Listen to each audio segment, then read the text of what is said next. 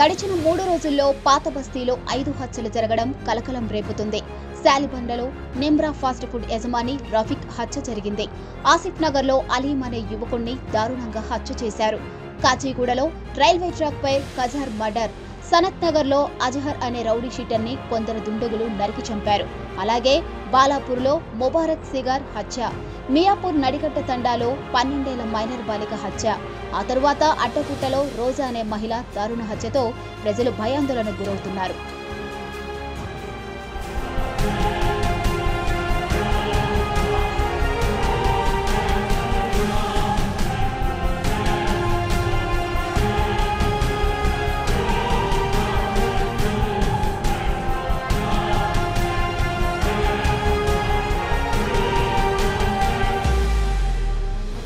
వరుసగా జరుగుతున్న హత్యలు, మరోపక్క పండుగల సీజన్ రావడంతో పోలీసులకు తలనొప్పి వ్యవహారంగా మారింది.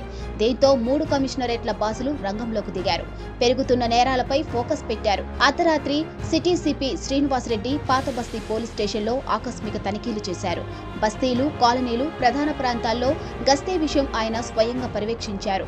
డ్యూటీలో నిర్లక్ష్యం చేస్తే తాట తీస్తామని హెచ్చరించారు. పాత నేరస్తుల కదలికలపై నిఘా పెట్టాలని ఆదేశాలు జారీ చేశారు.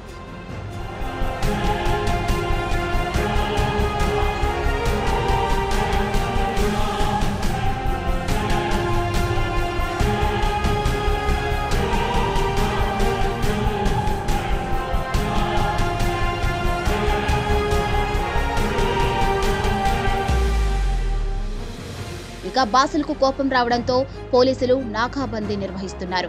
అడుగడుగునా తనిఖీలతో సిటీని జల్లెడ పడుతున్నారు. వరుస నేరాలకు పాల్పడిన వారిపై పీటీ యాక్ట్ ప్రయోగించేందుకు రెడీ అయ్యారు. స్టేషన్ల వారీగా రౌడీ షీటర్లను పిలిచి కౌన్సిలింగ్ మొదలుపెట్టారు.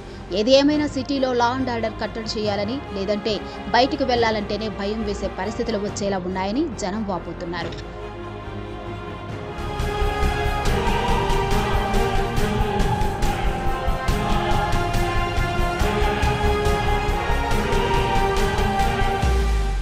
హైదరాబాద్ నగరం హత్యలతో అట్టుడికిపోతుంది. ఒక పక్కన పండుగలు సమీపిస్తున్న తరుణంలో వరుసగా జరుగుతున్న ఈ హత్యలు, నేరాలు పోలీసులకు కంటి మీద కునుకు లేకుండా చేస్తున్నాయి. ఇటీవల కాలంలో చూసుకుంటే రోజుకు 2-3 హత్యలు జరగడం పోలీసులను కలవరానికి గురి చేస్తున్నాయి. దీనిపైన హైదరాబాద్లో ఉన్న అటు రాచకొండ, హైదరాబాద్, సైబరాబాద్ 3 కమిషనర్లు కూడా సీరియస్ కావడం జరిగింది. విధి నిర్వహణలో నిర్లక్ష్యం వహిస్తే సహించేది లేదంటూ కింద స్థాయి సిబ్బందిని ఆదేశాలు జారీ చేస్తూనే సిటీ సిపి కొత్తకోట శ్రీనివాసరెడ్డి స్వయంగా ఆకస్మిక తనిఖీలతో హోరెత్తిస్తున్నారు. అర్ధరాత్రి పూట ప్రతి పోలీస్ స్టేషన్ను ఆయన తనిఖీ చేయడమే కాకుండా డ్యూటీలో ఏ విధంగా పనిచేస్తున్నారనే విషయాన్ని కూడా ఆయన క్షుణ్ణంగా ప్రతి బస్తీ కాలనీకి వెళ్ళి పరిశీలన కూడా చేస్తున్నారు.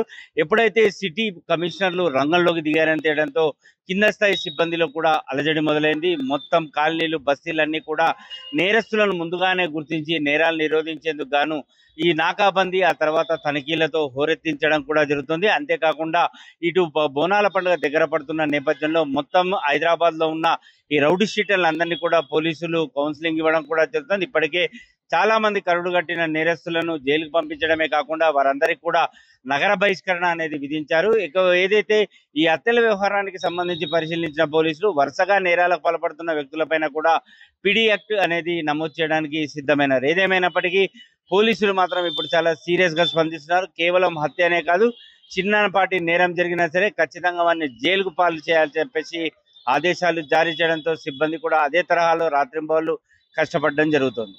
Vote studio.